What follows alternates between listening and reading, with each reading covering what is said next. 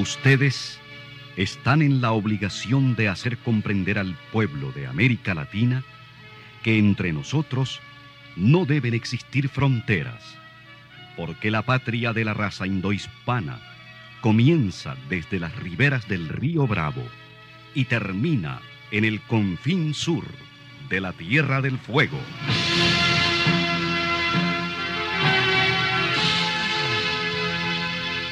Sin fronteras. Un recorrido por los campos sin límites de la información, la música, la cultura, la economía y el deporte.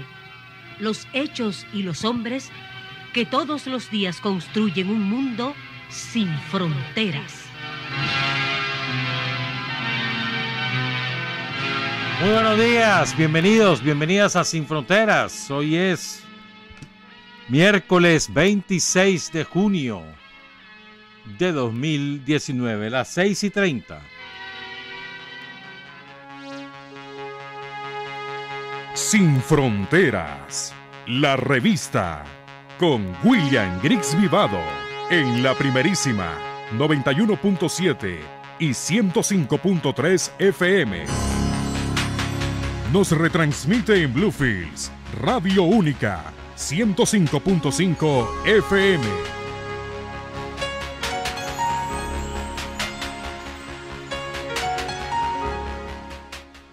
Mañana 27 de junio, día de la Virgen del Perpetuo Socorro, está de cumpleaños mi madre, 94 años mañana.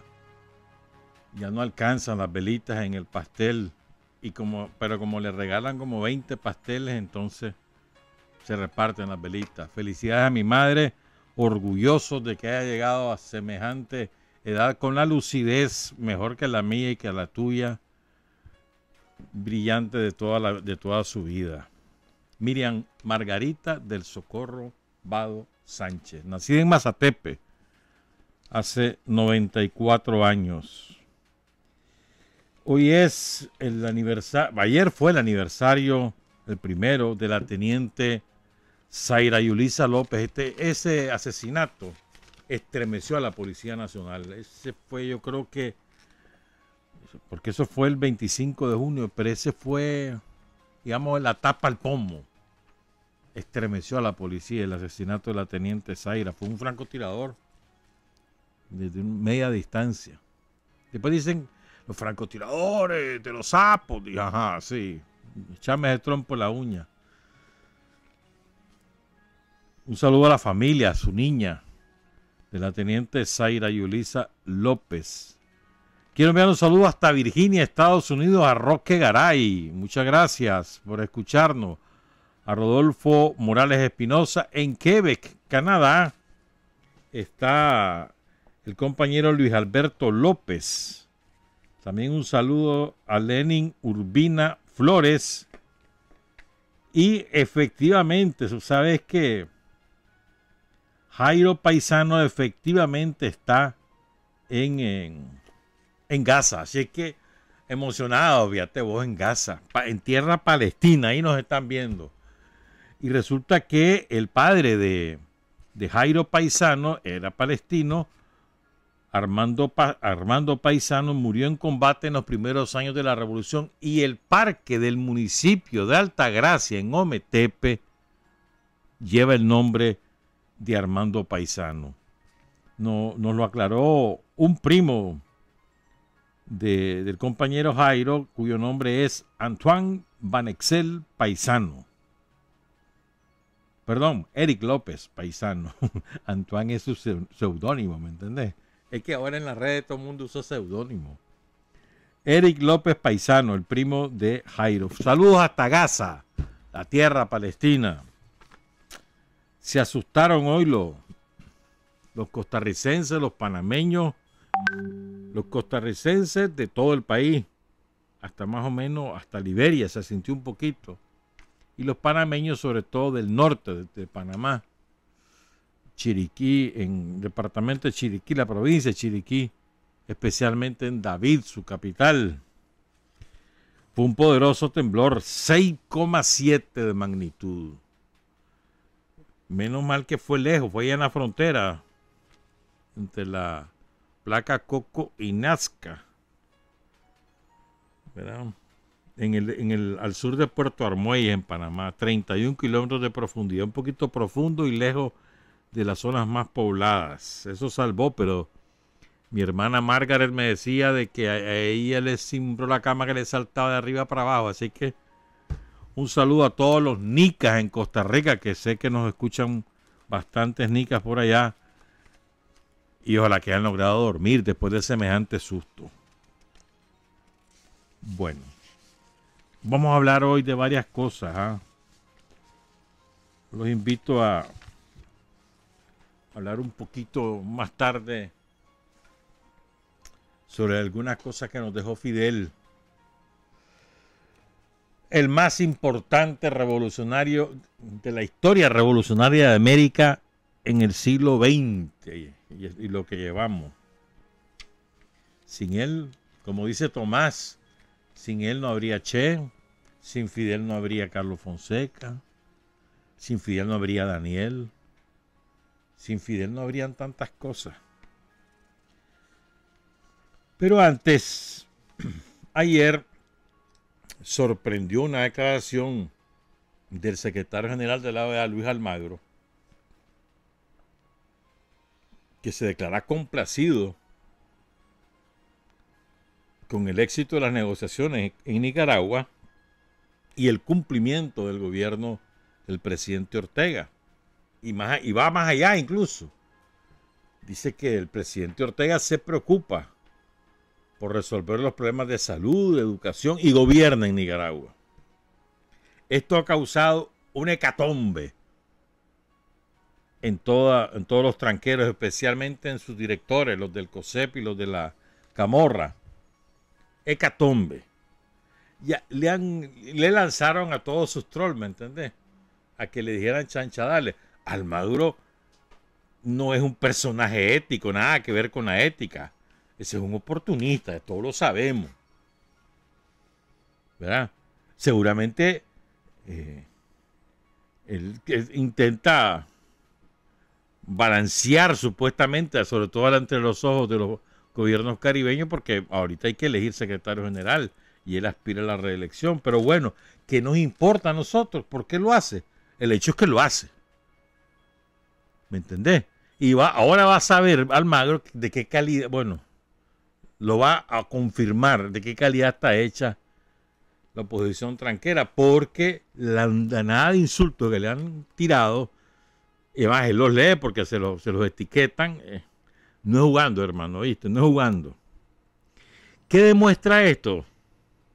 El éxito rotundo de la política del gobierno del presidente Ortega. Por dos razones. Siempre lo hemos dicho, lo que te da fortaleza en el exterior es la fortaleza interna. Nosotros estamos fuertes a nivel interno, bajo control del país. Y eso nos da fortaleza a nivel externo. Siempre lo dijimos. Y esto demuestra el éxito de la política del presidente Ortega. Calladito, ¿verdad? Sin hacer escándalo. Cumpliendo lo que se compromete. Aún y cuando eso signifique el dolor de dejar libre a gran parte de los asesinos. A los asesinos materiales, porque los intelectuales nunca han estado presos. Eso ahí andan libres. Que demostró la fortaleza del gobierno del Frente Sandinista. Eso fue lo que demostró la amnistía famosa. La fortaleza. La victoria, además. Entonces, como corolario de esa fortaleza interna, es que aparecen declaraciones como las de Almagro. O es que se quita de la mesa la famosa aplicación de la Carta Democrática, la aspiración de todos esos patricidas que han estado cabildeando desde hace años, no de ahora, años llevan en eso. Ya no la tienen en la agenda. Vamos a ver qué sale al final en la OEA. A ver qué sale. Pero Confianza, hermano. Confianza en tu propia fuerza. Confianza en la estrategia definida por el presidente Ortega. Confianza. Aunque nos incomoden las cosas, que mira, que no. Confianza. Que iba a ir abriendo camino eso. Entonces, a nivel exterior, nosotros vamos a seguir teniendo éxito en la medida que adentro, en Nicaragua, la paz se consolide, la recuperación económica avance y el gobierno siga gobernando en esa misma medida. Eso no se cosecha en una semana, se cosecha a mediano y largo plazo. Medida de política exterior que toma el gobierno, una cuestión que corresponde con sus principios, que no tiene que ver con si es Estados Unidos o no, sino con tus principios, los principios de la política exterior. Nosotros estamos contra el terrorismo. Los ticos nos quisieron hacer la jugada. Los ticos son malditos. Ese Alvarado es maldito como poco, un sirviente de la oligarquía. No manda nada el pobre hombre, pero él se las cree. No sé si han visto ustedes un video de un discurso, parece Cantinflas, hace como un par de días, 3 días, algo así. Pero bueno, nos quisieron hacer la jugada, ¿verdad?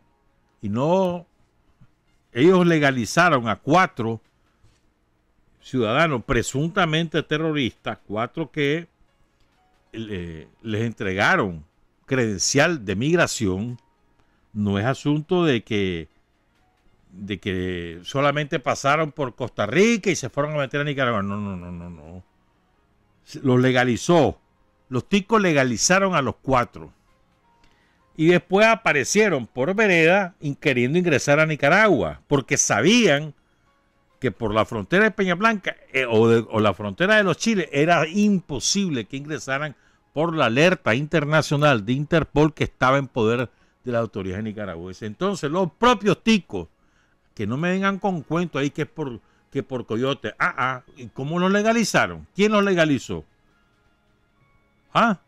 ¿Vos crees que eso no tiene la autorización del máximo nivel? Si son 4 pájaros de alto vuelo. Te voy a dar los nombres, ¿ves? Y además, para que veas que tienen la credencial. Uno de 40 años, Ahmed Ghanim Mohamed. Nacido el 24 de septiembre del 78. Portador del documento Permiso de Ingreso y Permanencia Transitoria para Atención a Migrantes, emitido el 9 de junio por la Dirección General de Migración y Extranjería de Costa Rica. Otro es un muchacho de 29 años, iraquí, el anterior también es iraquí, llamado Mustafa Ali Mohamed Yaob, con permiso migratorio. Este fue emitido el 13 de junio, o sea, el primero llegó el 9 de junio, el segundo el 13 de junio, el tercero se llama Mohamed Ibrahim, egipcio, de 32 años, nació en el 88. Este con documento emitido el 9 de junio, igual que el primero. Y el cuarto se llama Mahmoud Sami Mohamed Eiza, también egipcio, ¿verdad? De 25 años, con permiso extendido también el 9 de junio. O sea, hay 3 emitidos el 9 de junio y 1 el 13 de junio. A los 4 los legalizó Costa Rica, que se las pica de ser la democracia fortalecida, pacífica, controlada, que aquí no pasa nada, nosotros somos aliados de Estados Unidos. Mirá, 4. Se supone que son de ISIS, o sea, el Estado Islámico. ¿Qué vendrían a hacer por estos lados? Y van con rumbo a Estados Unidos. Entonces Nicaragua los detiene, el ejército allí. Ustedes saben que, según la ley, el ejército tiene la facultad de vigilancia y de resguardo de toda la franja fronteriza en ambas partes. 5 kilómetros creo que son hasta la raya, donde el ejército es el que se encarga del patrullaje, y ahí se detiene a quien quiera pasar. Y ahí los halló el ejército. Se los entregó a la policía con autorización del Ministerio de Gobernación, la policía los deporta. Me encanta, me encanta. Sobre todo porque es que se la devolvimos a los ticos. Vos sabés, ellos ya habían dicho, no, aquí no están, ya están en Nicaragua, dijeron ayer en la mañana. Son malditos. O sea, ¿cómo sabían ellos que estaban en Nicaragua? Si iban por vereda. ¿Cómo sabían ellos? Porque ellos los mandaron. Ellos los mandaron. Ustedes por eso salen diciendo, están en Nicaragua. Y está ahí el escándalo, ¿verdad? Y Nicaragua dice, espérate, quisieron entrar, tienen credenciales ticas y yo se los devolví. A ver qué hacen ahora los ticos, a ver qué explicaciones dan a sus patrones, que legalizaron a 4 supuestos terroristas del ISIS, de nada menos y nada más que del ISIS. Vamos a ver qué explicación dan. Eso se llama ser maldito. Pero eso te demuestra, tu política exterior es apegada a principios, no alineamiento, estamos contra el terrorismo, vamos por la paz mundial. ¿Entendés? Ese es un aspecto de la política exterior. No lo hace por quedar bien con los gringos, lo hace, hombre, por principio. Vos no podés estar favoreciendo actos terroristas. Y si ellos están investigados como presuntos terroristas, pues entonces que rindan cuentas, que limpien su nombre, cada quien que haga lo que tenga que hacer y después podrán pasar. Y además que vengan legalmente, pues. Porque van a entrar por la vereda si tan legales se sentían. Si venían con permiso tico. Y más tenían pasaporte. ¿Por qué entraron por vereda? Porque ahí lo mandaron los ticos. Y porque ellos sabían lo que no era, que no venían en santa paz. Pues se me parece un excelente golpe el que ha dado el ejército de Nicaragua y la Policía Nacional. Se lo devolvimos. Se lo devolvimos. Bueno. ¿Sabes que estaba leyendo una cifra espantosa? Ah, espérame, antes de eso. Antes de eso, es que se me había olvidado. ¿Viste el documental de ayer? De Juventud Presidente sobre Bismarck. Qué barbaridad, hermano. Qué barbaridad. Yo no pude verlo el video, el último video. Pues, ¿cómo es? El tercer video de las torturas es ese. Al principio me agarré, voy a verlo, pero cuando comencé a ver, no, lo adelanté. No lo iba a soportar, pues no lo quise ver. Otro video que le encontraron a los asesinos de las torturas que le infringen a Bismarck. Y ahí ellos mismos reflejan por qué lo están torturando y por qué lo van a matar, por sandinista. Pero además, el documental, excelente trabajo de Juventud Presidente. O sea, ya se graduaron los compañeros y las compañeras. O sea, son la mejor expresión para derrotar las mentiras que fueron encaramando todos estos delincuentes a lo largo de estos meses. La mejor expresión noticiosa, informativa, fidedigna. Excelente trabajo, excelente lenguaje oral, excelente lenguaje visual, muy bien editado, magnífico trabajo el de los compañeros. Bueno, regreso entonces, además de que presentan ese video que es escalofriante, de verdad es escalofriante, presentan entrevistas con los tranqueros que participaron en el secuestro, en las torturas, que vieron torturar o que participaron en las torturas, y uno que fue testigo de dónde lo fueron a sepultar, que es el que revela a la policía dónde está Bismarck. 11 meses después. Es estremecedor, de verdad. O sea, quien todavía defienda lo que ocurrió en esos meses y coloque como angelito a estos criminales, es porque es también criminal. Yo me acuerdo de un personaje muy conocido que allá por julio, agosto, dijo que la comandante Masha, porque esa criminal le inventaron el grado de comandanta, era un ejemplo de ética, que quisiera ser como ella. De verdad, eso dijo. Y ella es una de los dos jefes de los tranques de Jinotepe que se encargó de ordenar las torturas y el asesinato de Bismar Martínez. Tengo cáncer, dijo la señora. ¿Cuál cáncer? Allá anda en Bacanales, en Costa Rica, parió el hijo del hijo de Maldonado y ahora anda con otro ahí en Costa Rica. Cáncer. Y la pusieron como heroína, la asesina. Es una asesina. Repito, quien defienda los eventos ocurridos en Jinotepe a lo largo de esos 3 meses de horror que vivimos, quien defiende esos eventos es también criminal, en mi opinión. Bueno, los invito a ver ese documental, son 20 minutos. De verdad, el documental de Marcio, ¿cómo que se llama? El golpe, no me acuerdo el nombre, va a ser este domingo.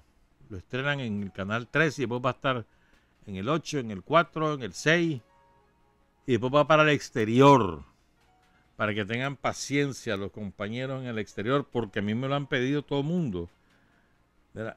Es decir, pero para que tengan una mínima calidad, para poderlo presentar a todos los que viven fuera de Nicaragua y que no solo los nicaragüenses, sino también muchos residentes en otros países interesados en lo que pasa en Nicaragua y que tienen una absoluta desinformación. Hay que tener un poquito de paciencia entonces, según lo que me cuentan. Bueno, vamos a hablar un poquito de los migrantes y después vamos a dedicarnos a Fidel. Son las 6:51. Es que han ocurrido 3 cosas en las últimas semanas vinculadas a los migrantes, sobre todo latinoamericanos, que van rumbo a Estados Unidos. 3 cosas. ¿Verdad? La semana pasada, creo que fue el viernes, capturaron ahí en la frontera la Guardia Nacional. Guerra contra el Pueblo se llama el documental de Marcio. Capturaron ahí en la frontera, en el Río Bravo, a 2 familias de nicaragüenses. Más bien 2 familias partidas, porque una parte logró cruzar el río y se fue a Estados Unidos y se entregó en Estados Unidos, y la otra parte fue detenida y entregada al gobierno mexicano, que los meten a centros de detención también. Eso causó mucho impacto, sobre todo por la niña, cómo lloraba esa niña. Y la madre también, pues, pero la niña cómo lloraba, pues. Y la niña había logrado huir y se regresa cuando ve que agarraron a la mamá. Se regresó. Ese es uno. El otro evento estremecedor, que creo que todos hemos sido conmovidos por esa foto, ocurrió el lunes, ¿verdad? Cuando una familia salvadoreña, padre, madre y 2 hijos, intentan cruzar el río Bravo por el lado de Matamoros, y entonces la corriente arrastra a la niña creía todavía que iba jugando, que iban nadando, pues. Hasta le decía adiós a la mamá. Ay, la puchica, qué horrible eso. El padre hasta se la metió bajo la camisa para intentar que no se le soltara, y los 2 se ahogaron. Oigan el testimonio de los 2 abuelos. Vio que se iban ya ellos siendo arrastrados con la niña. La niña le iba diciendo salud con las manitas y llegó al punto de que ella gritó desesperadamente diciéndole acá. No pudo, pues quizá ahí fue donde él decidió irse con su hijita también. Así como se ve que él se la metió en su camisa. Yo me imagino que él dijo, pues hasta aquí llegué y decidió él irse con su hija. Él pues supo demostrar su responsabilidad hacia su hogar, hacia su hijo. y pues es lo que quiso hacer también con nosotros como padres. Él me decía de que quería tener su propia casa y que con el sueldo de aquí me decía que no les alcanzaba, pues entonces ellos optaron por el sueño americano, como dice. El sueño americano les costó la vida. Es otra prueba de que el origen principal de la migración es económico y social. Y en el caso de Honduras, la violencia. También en El Salvador, pero la principal causa es socioeconómica. Pero esa tragedia es aún peor una vez que llegan a Estados Unidos y los agarran. Maritza Castillo, un saludo a Maritza allá en Miami. Me mandó ayer un video que es de marzo y me puse yo a ver otro video. Y ahorita acá ahí dice que quiere renunciar o que ya renunció el viceministro de... ¿De qué es el tipo ese viceministro de...? No me acuerdo ya de qué. El jefe interino del departamento, John Sanders, del departamento de frontera. Porque se descubrió, o no se descubrió, decidieron publicar en la gran prensa norteamericana lo que todo el mundo sabe en el borde fronterizo.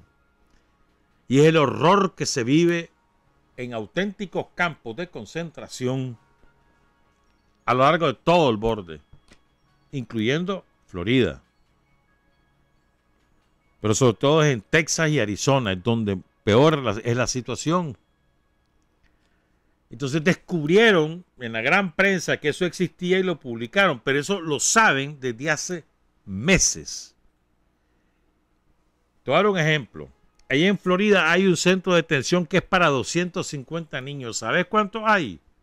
Bueno, ¿cuánto habían al 7 de marzo de este año? 1.350 en un centro que era para 250, es decir, 6 veces la capacidad, y seguían metiendo. ¿Sabes? Además, eso lo administra una multinacional. No es asunto de que eso es del Estado norteamericano, estadounidense. No, eso es una multinacional. Y entonces esta multinacional se encarga de cobrarle al gobierno federal de Estados Unidos por cada niño migrante que capturan o que secuestran, internan y mantienen en esos centros de concentración. Cobran $700 por niño diario. $700 diario. Echale mente y echale cuenta. Y solo ahí tienen 1.350. Multiplicarlo por 700, eso es diario. Mira qué horrible que es esto, ¿verdad? Es espantoso. El fascismo vivo y de todo color, pues. Entonces hay una congresista norteamericana que lo denunció y se ha armado otro escándalo. Solo porque ella le dio el nombre que es campos de concentración. Familias divididas. En ese centro de detención de la Florida, en ese campo de concentración, solo hay niños. Los padres y la madre a saber qué se hicieron. La mayoría de esos niños tiene familia legalmente residentes en Estados Unidos, pero no se las entregan, porque es que dice que es un proceso, que a través del Departamento de Servicio Social, que están desbordados, que no hay suficiente empleado. Dicen. El caso es que ahí están los niños.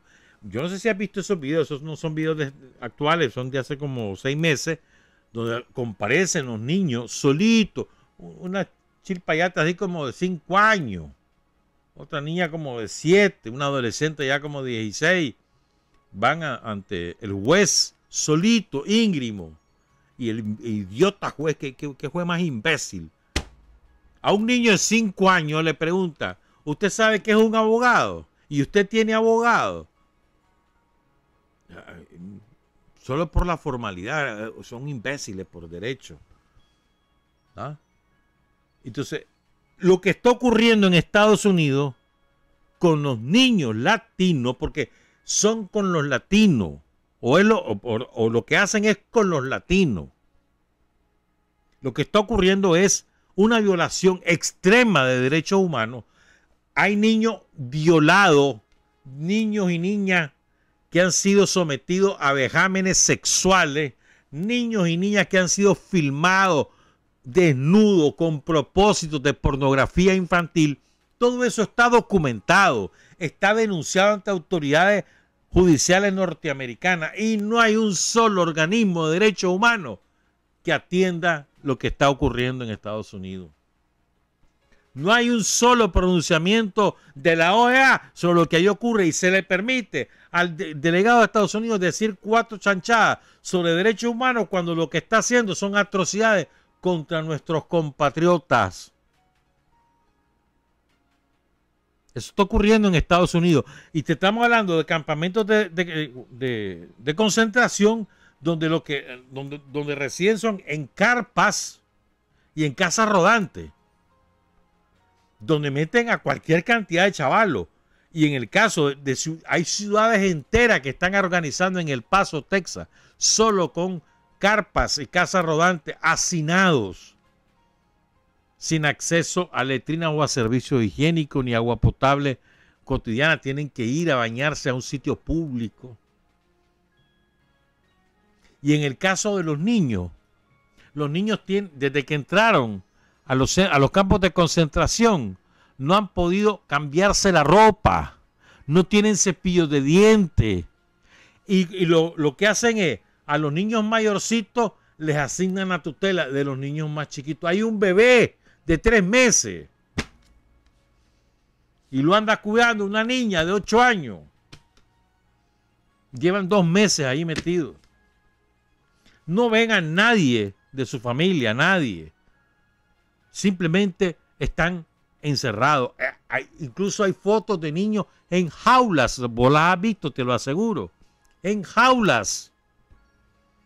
Y aquellas criaturas, es que parte el alma ver a esas criaturas morirse del llanto, del dolor, del sufrimiento, del trauma de estar encerrado, separado de tu madre, de tu padre, de toda tu familia. Es una cosa horrible. Eso es lo que está ocurriendo en Estados Unidos. Campeón de derechos humanos. Bueno, si por algo se salieron hace como 2 años, ¿no? Se salieron de la Comisión de Derechos Humanos de la ONU, dice, porque es una vergüenza, porque defienden a los palestinos y se salieron. Y es para no rendirle cuenta al mundo de las atrocidades que ellos hacen. Por eso es que lo hicieron.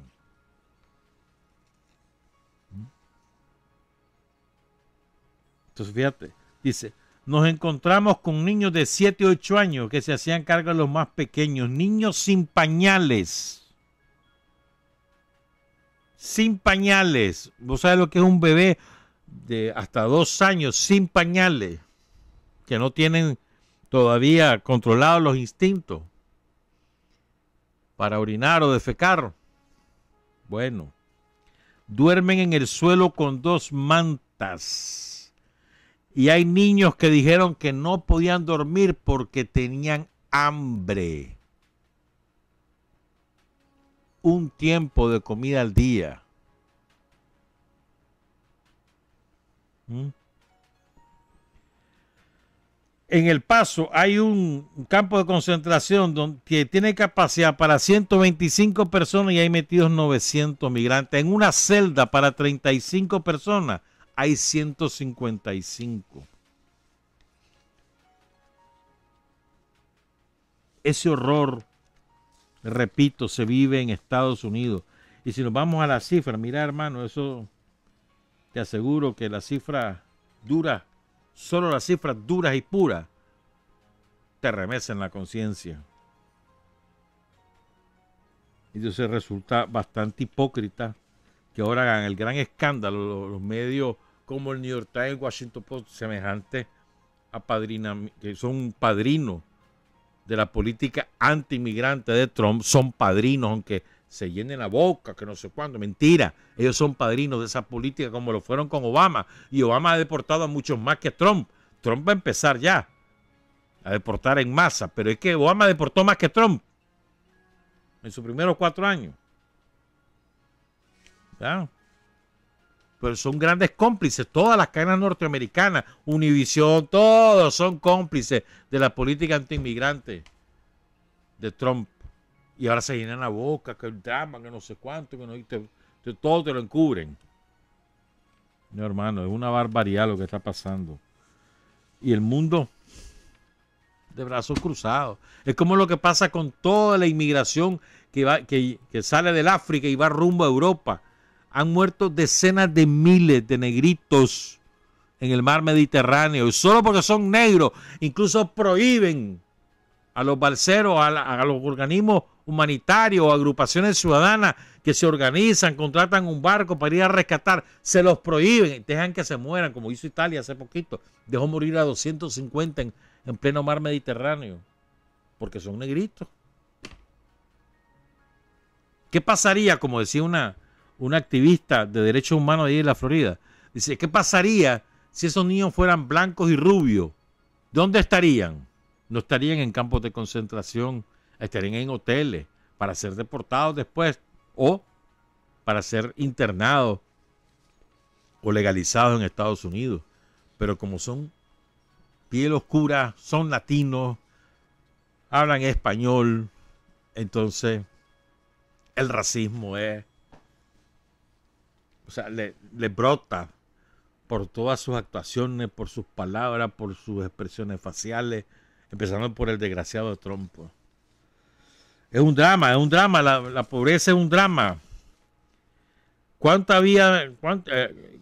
¿Qué fenómeno había en Nicaragua antes de lo que ocurrió en abril? Que no había nicas, que migraban por tierra ya. Salían todos los días caravanas, etcétera.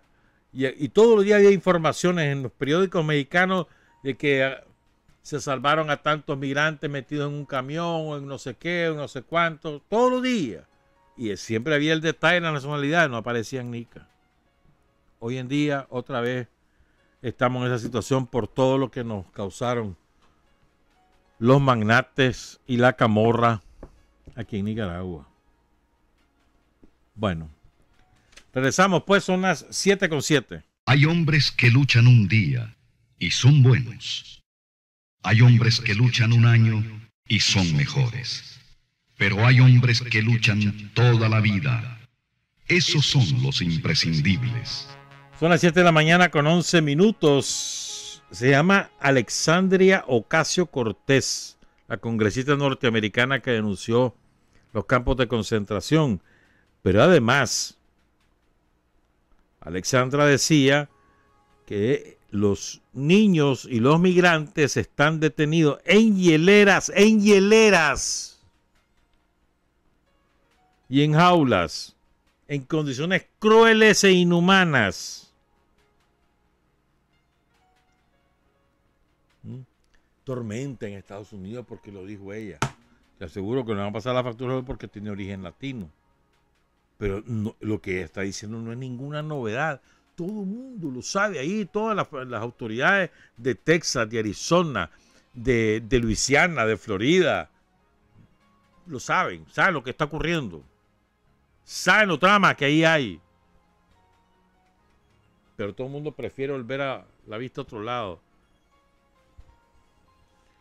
Bueno, un saludo a Francisco Valladares. Me decía Valladares que se me olvidó mencionar en la recapitulación de la sinvergüenzada que hicieron todos los del COSEP en los 3 periodos de gobierno de los años 90 para acá. Estaba la carretera que se hizo Alemán para el Chile, ¿te acordás vos? Sí, se la hizo para su finca. Bueno, ahora es su casa. Se hizo una carretera. Y es que eso alivia el tránsito para él. Y el helipuerto, ¿te acordás? Y la chinampa. ¿No se acuerdan de la chinampa? Es que me acordé también porque ayer le sacaron todos los trapos sucios a la Fernanda. Le dieron hasta abajo de la lengua, hermano. ¿Ah? Le recordaron, le dice una diputada de Masaya, le dice, si a vos te compró el amor alemán, le dice. Y es verdad, con el anillo, la luna de miel, hasta un reportaje en una revista sacaron, ¿se acuerdan? Salieron los dos en portada. Todo eso pagado con el erario público. O sea, y hablan de corrupción. Pero ¿qué autoridad moral tienen? Si es que de verdad, hermano. Estamos llenos de cínicos aquí en Nicaragua, de toda esa gente de la oposición. Qué barbaridad. Ya se la quiso dar, además, es que estaba bien sancionado el doctor Porras. Pero si ella está sancionada también por los gringos. Allá no andan Alemán y su mujer, cada vez que salen fuera de Nicaragua, buscan una ruta donde no toque Estados Unidos, 1, y 2, donde no se les ocurra capturarlos y deportarlos a Estados Unidos. Los dos. Son sinvergüenza, ¿verdad? ¿Ah? Pero bueno, ayer le sacaron toda la factura. Cambiamos de tema, pues. Bueno, espérense, les tengo una gran noticia.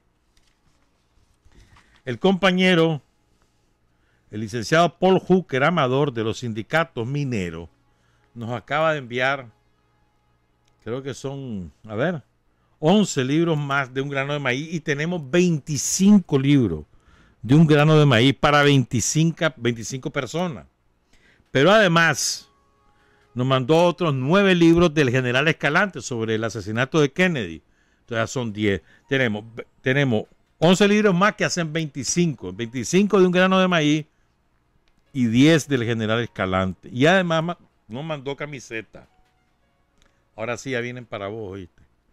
M que S, y L que M, y XL que L. Pero bueno, ahí cuando la vean, cada quien que agarre cuando toque darlas, pues.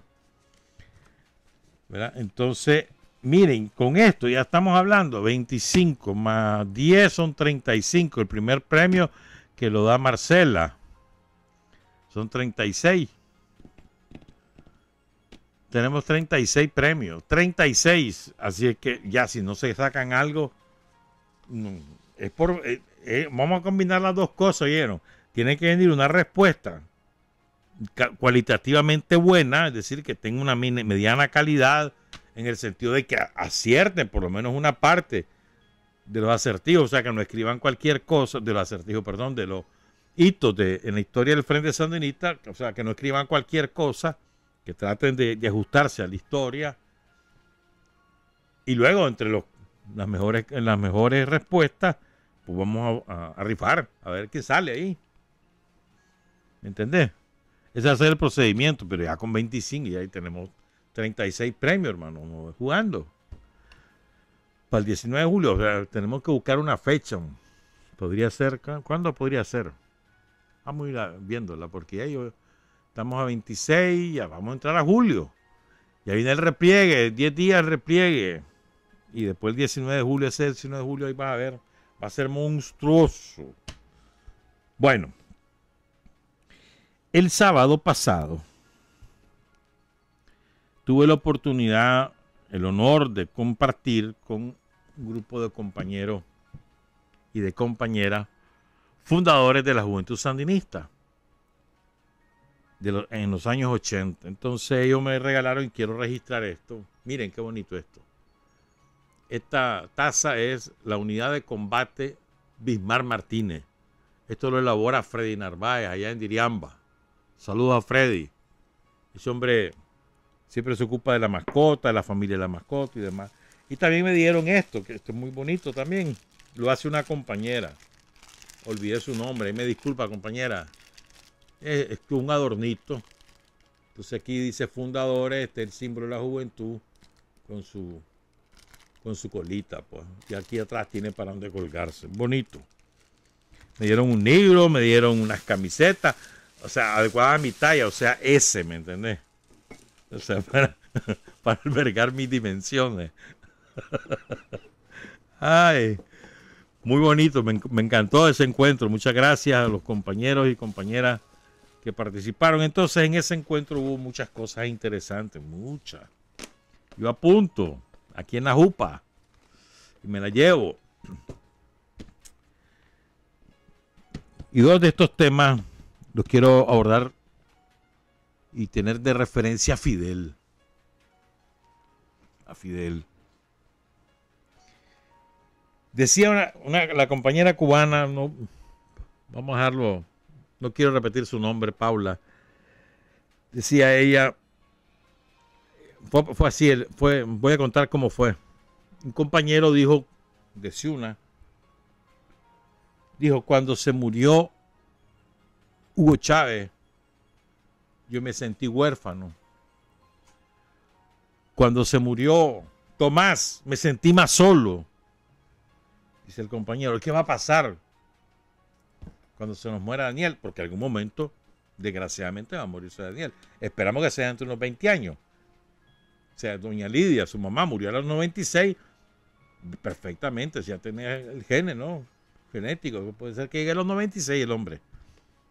Pero bueno, la preocupación es, ¿cómo me voy a sentir? ¿Qué voy a hacer? Entonces la compañera decía, Fidel nos enseñó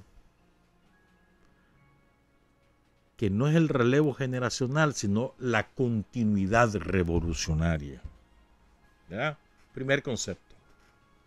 Segundo concepto. Dice Raúl, lo dijo el 20 de diciembre de 2006, ya después que Fidel cayó enfermo y tuvo que renunciar. Dice Raúl, Fidel Castro es insustituible, salvo que lo sustituyamos entre todos juntos, cada uno en su lugar. El sustituto, dice Raúl, solo puede ser el Partido Comunista de Cuba, hoy, mañana y siempre. Raúl sobre Fidel.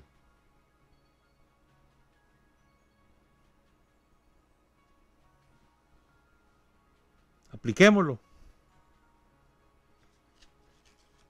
El sustituto de Daniel somos todos.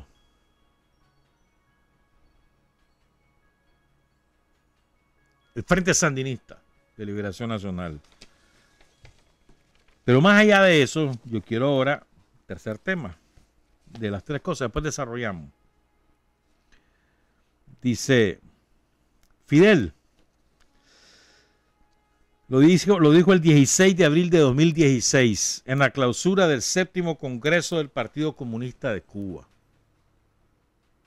Dice Fidel, el privilegio de ser revolucionario es fruto de nuestra propia conciencia. Entrémosle a este tema. Primero, define el ser revolucionario como un privilegio, no como una actitud, como una pose, como una moda, sino como un privilegio. O sea, somos privilegiados los que aspiramos o los que ya son revolucionarios. Privilegiados. Revolucionarios además en el sentido integral de la palabra, como ha sido definido por el propio Fidel, por el Che, por Daniel, por Carlos Fonseca. ¿Ya? O sea, ahí están las definiciones de lo que es ser un revolucionario. En ese sentido, es decir, ejemplares, buena gente, honrado, consecuentes, coherentes. O sea, ser revolucionario, compañeras y compañeros, es un privilegio. Nos lo dice Fidel, nos lo enseña Fidel. Pero además ese privilegio no surge del azar, no surge como un premio. Surge de nuestra propia conciencia. Es decir, ser revolucionario es la fase superior de la conciencia y solo los privilegiados llegan a ese nivel. Repito esta frase, el privilegio de ser revolucionario es fruto de nuestra propia conciencia. Fidel, el 16 de abril de 2016, en la clausura del 7º Congreso del Partido Comunista de Cuba, su último congreso. Sigan.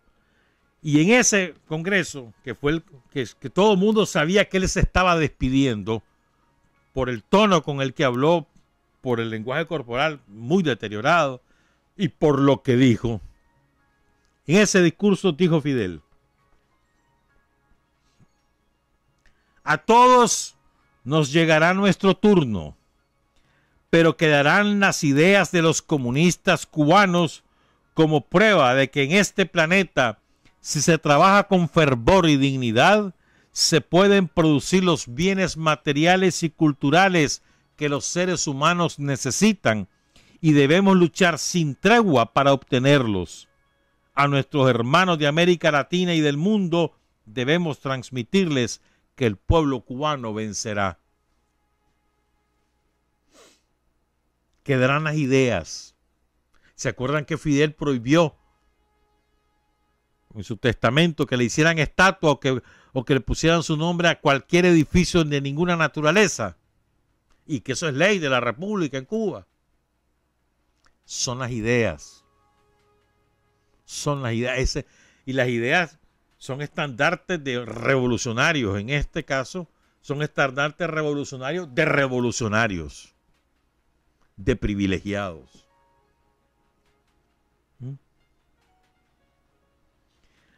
Ahora bien, dice Fidel, y después vamos a aplicarlo aquí. Dice Fidel: ¿por qué me hice socialista? Más claramente, en ese mismo discurso, ¿por qué me convertí en comunista? Esa palabra que expresa el concepto más distorsionado y calumniado de la historia por parte de aquellos que tuvieron el privilegio de explotar a los pobres, despojados desde que fueron privados de todos los bienes materiales que proveen el trabajo, el talento y la energía humana. ¿Desde cuándo vive el hombre ese dilema? A lo largo del tiempo sin límite. Por eso me hice comunista.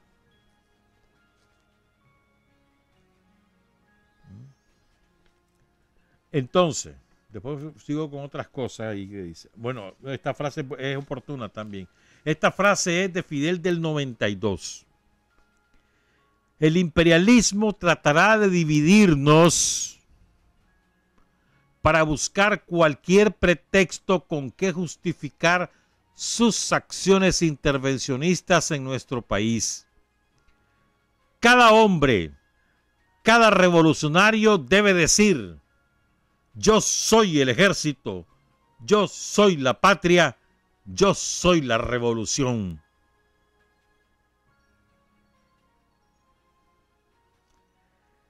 Sigo con estas reflexiones. Y yo estoy seguro que la mayoría de ustedes, los que somos sandinistas, van o escuchando esto y van diciendo: en Nicaragua es de esta manera. Bueno, de eso se trata.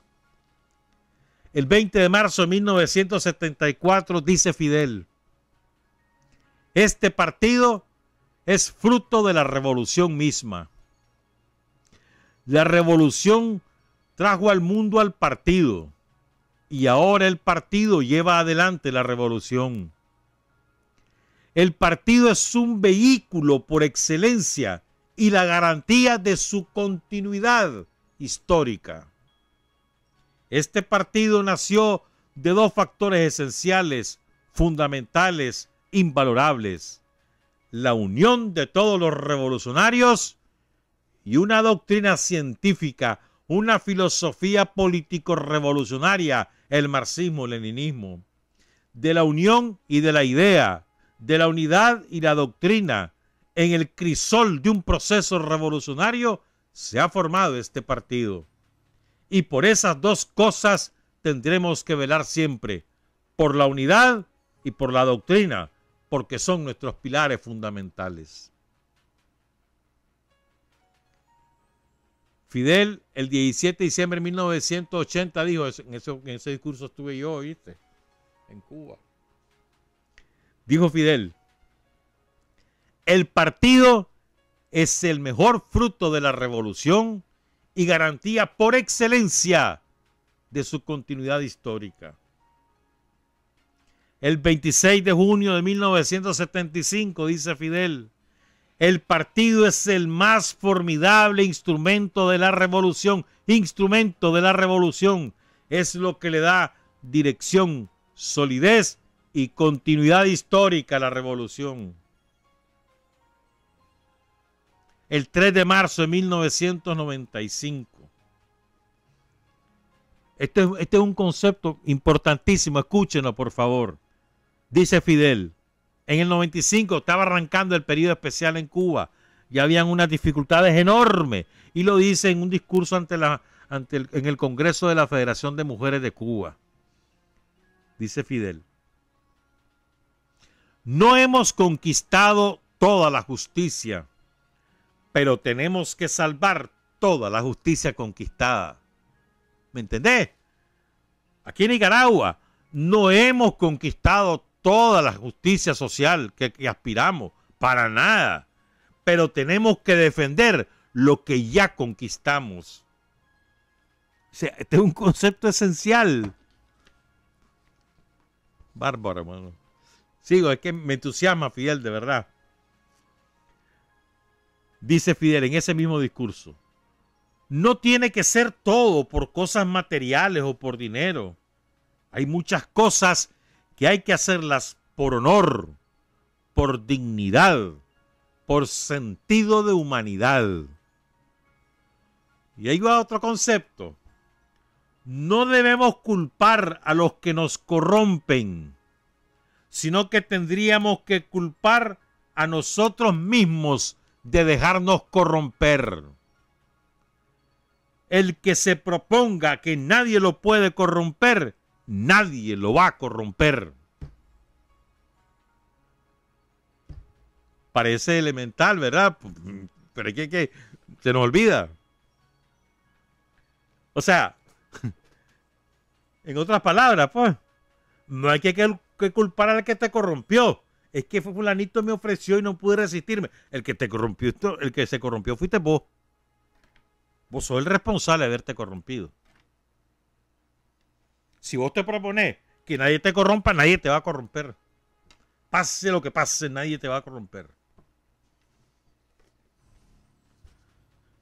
Hay cosas, dice Fidel, que no todo es por cosas materiales o por dinero, sino que hay que hacerlas por honor, por dignidad, por sentido de humanidad. Esto es para que la reflexiones, todas estas frases son para que reflexiones.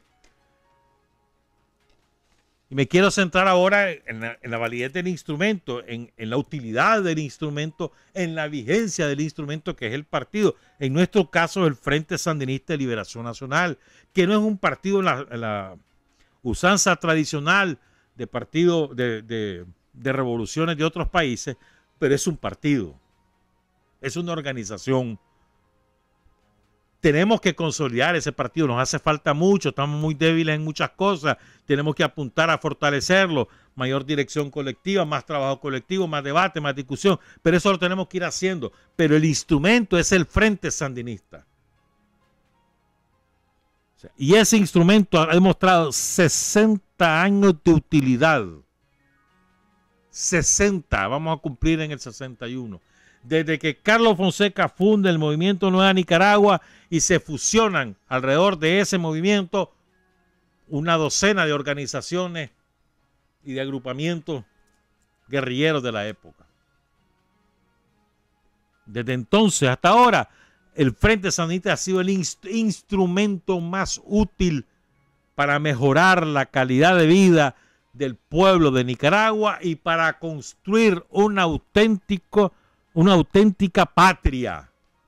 No la patria de la que nos han hablado todos estos cocepos y camorristas. No, esa no es la patria. La patria es la gente. Si la gente está bien, si la gente se siente bien, si la gente mejora su nivel de vida, si la gente puede tomar decisiones sobre sus asuntos, entonces la patria está bien. La patria goza de buena salud. Pero decime vos, ¿de qué patria me hablaba el Churruco Bolaño o la señora Chamorro o Gordomán? ¿De qué patria nos hablaban cuando ellos estaban muy bien, se ponían la banda presidencial, salían en los actos del 14 y 15 de septiembre y la gente muriéndose de hambre, la gente sin educación y sin salud, la gente sin oportunidad, frustrada, en el desempleo, en la más absoluta miseria? Eso era lo que pasaba en este país en esos 17 años. Y la patria estaba muy bien. Y te acordás cómo se ufanaban ellos de sus cifras macroeconómicas y la gente muriéndose de hambre. 29% de la población infantil de Nicaragua sufría desnutrición severa, de acuerdo a cifras de la Organización Panamericana de la Salud del 2006. Eso pasaba en Nicaragua. Y esa es la patria. ¿Qué patria existe si no tiene gente? La patria no son los símbolos. No son el general Estrada o Andrés Castro, no son los próceres de la independencia o la Rafael Herrera. No. La patria somos los que constituimos el pueblo de Nicaragua, con nuestras tradiciones, con nuestra historia, con nuestro origen. Sí, pero es la gente. Sin la gente, ¿qué patria hay? La patria y la burguesía. Es lo que pasaba en Venezuela con Bolívar. Todos los años iban, como la canción, ¿te acordás de Ali Primera? Todos los años iban al monumento de Bolívar y no sé cuánto y no sé qué. Ajá, ¿y qué le pasaba al pueblo venezolano? ¿Por qué hubo el estallido social del 89? ¿Por qué hubo Chávez? ¿Por qué hoy los quieren asfixiar? Porque hay patria. La patria es la gente. La patria no son los símbolos. Estamos de frente a la gente y por la gente. O sea, el instrumento es para eso. El Frente Sandinista es un instrumento que se fundó primero para tomar el poder, y el poder se quería tomar no para simplemente ir a mandar, sino para cambiar el sistema y propiciar condiciones que le permitieran a la gente salir de la pobreza y vivir feliz. Para eso es. Entonces me quiero referir a dos conceptos más de los que ya hemos hablado. El primero de ellos es: el imperialismo tratará de dividirnos, decía Fidel en el 95 sobre Cuba, por todo el periodo especial. ¿No les suena a ustedes eso como vigente? El imperialismo tratará de dividirnos para buscar cualquier pretexto con que justificar sus acciones intervencionistas. ¿No les suena eso? Como que tiene que ver con nosotros. Bueno, de ahí se deriva entonces que la unidad es una cuestión esencial. Unidad. La unidad no es en las palabras, la unidad es en acción. Si hay unidad en la acción, hay unidad en la organización. O sea, pero estar hablando que la unidad y a la hora de los mameyes, vos vas por un lado diferente al que va la mayoría, entonces estás listo, eso no es unidad. La unidad en el trabajo, en la acción. En este momento, ¿cuál es la tarea? Como decía Fidel, salvar toda la justicia conquistada. Esa es la tarea. Salvar toda la justicia conquistada, que no es toda y que nos falta mucho, sí, pero hemos conquistado y eso es lo que vamos a defender. Y lo defendemos con uñas y dientes y muchas cosas más. ¿Verdad? Entonces la unidad y la doctrina, dice Fidel, dos pilares fundamentales, la unidad y la doctrina. En nuestro caso, ¿cuál es nuestra doctrina? El sandinismo. Carlos Fonseca, Sandino, Fidel, el Che, Daniel, Tomás. Esa es nuestra doctrina, todo el pensamiento, el conjunto del pensamiento revolucionario nicaragüense y también latinoamericano y también internacional, también Ho Chi Minh, también Mao, también Lenin, también Marx, también Engels, por supuesto Hugo Chávez. El conjunto de pensadores revolucionarios que han hecho un aporte para que los caminos de los pueblos sean menos escabrosos y puedan alcanzar liberación y prosperidad. Nuestra doctrina es, básicamente, su origen es Sandino, sin enredarnos. Carlos Fonseca, sin enredarnos. Y la síntesis de todo lo que ambos hacen del pensamiento revolucionario mundial al que incorporamos nosotros a Fidel, ya te digo, al Che, a Chávez y demás revolucionarios e intelectuales revolucionarios de todo el mundo, pues. La doctrina. Doctrina que además, doctrina en cuanto a tu ideología, en cuanto a tu manera de ver el mundo y organizar la sociedad, y doctrina también que se convierte en políticas de Estado.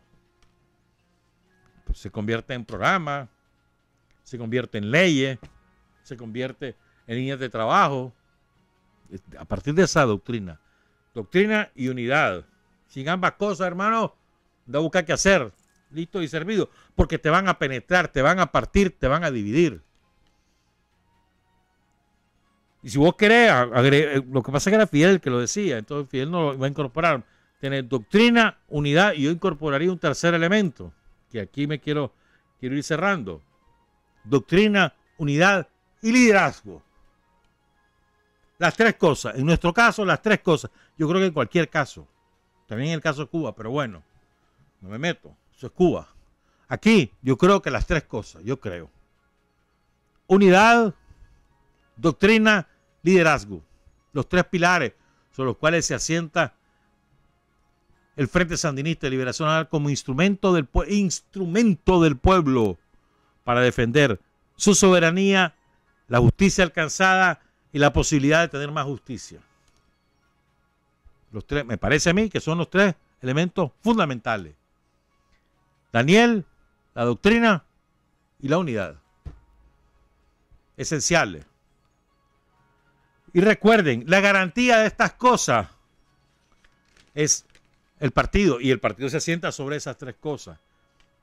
O sea, la garantía de la revolución es el Frente Sandinista de Liberación Nacional. A nosotros nos mataron a nuestro jefe. El Frente Sandinista solo ha tenido dos jefes en la historia, dos. El primero fue Carlos Fonseca. Desde que se fundó en el 61 hasta que lo matan en combate en 1976, el 8 de noviembre, en Sinica, Boca de Piedra. Hasta esa fecha, el único jefe era Carlos. Sufrió ahí serruchaderas de piso y etcétera, pero era indiscutible. Y en el seno del pueblo, Carlos Fonseca tenía un prestigio gigantesco.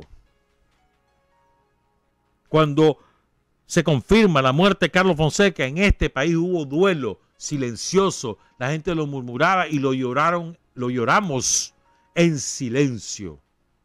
Pero Carlos Fonseca era el único líder del Frente Sandinista. El primero, su fundador y su primer líder. Después vino una etapa de divisiones, ustedes la conocen. Después la unidad en el 79. Y ahí hubo una dirección colectiva que se asume durante todos los años de la revolución, de los años 80.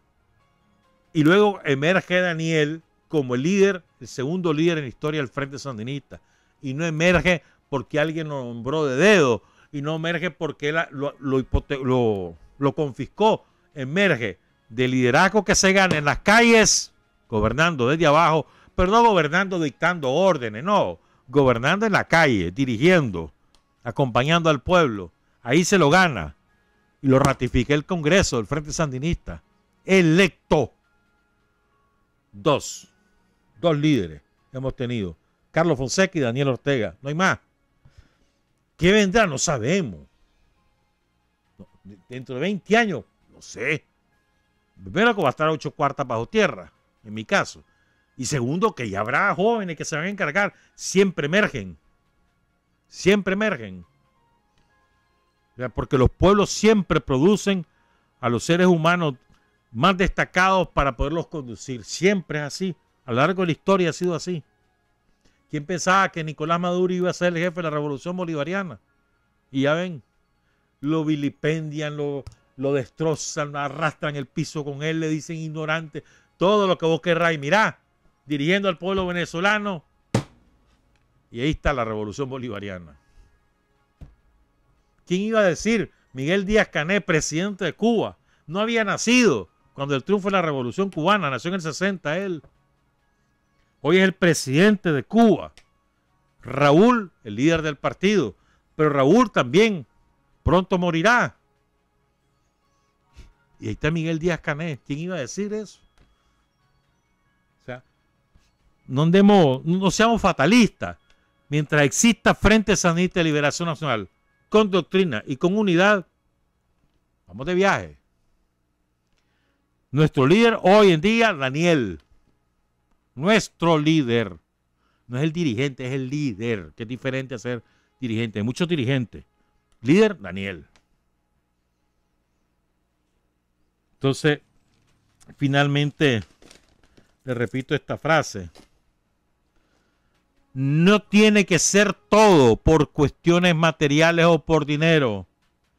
Hay muchas cosas que hay que hacerlas por honor, por dignidad, por sentido de humanidad.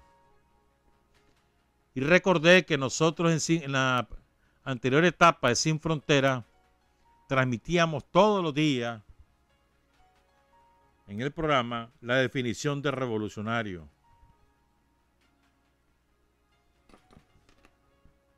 Y el concepto de revolución que lo dijo el 1 de mayo de del año 2000 en la Plaza de la Revolución, 1 de mayo.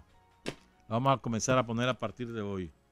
¿Qué cosa es revolución? Revolución es sentido del momento histórico.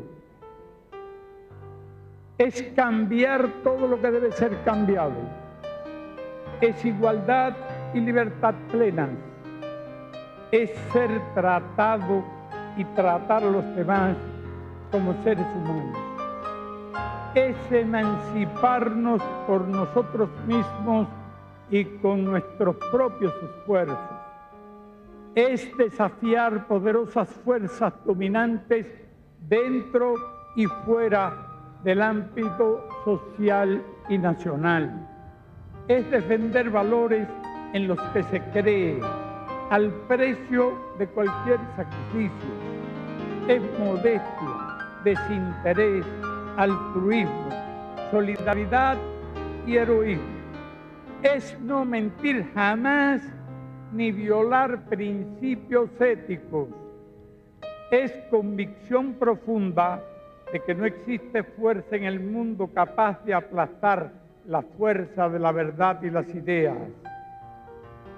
Revolución es unidad, es independencia, es luchar por nuestro sueño de justicia para Cuba y para el mundo, que es la base de nuestro patriotismo, nuestro socialismo y nuestro internacionalismo.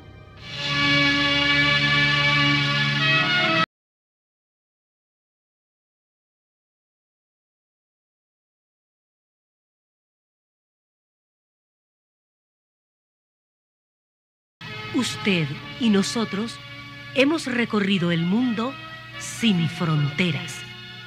Los hechos que los hombres producen, transformando su realidad. Desde aquí, Nicaragua, tierra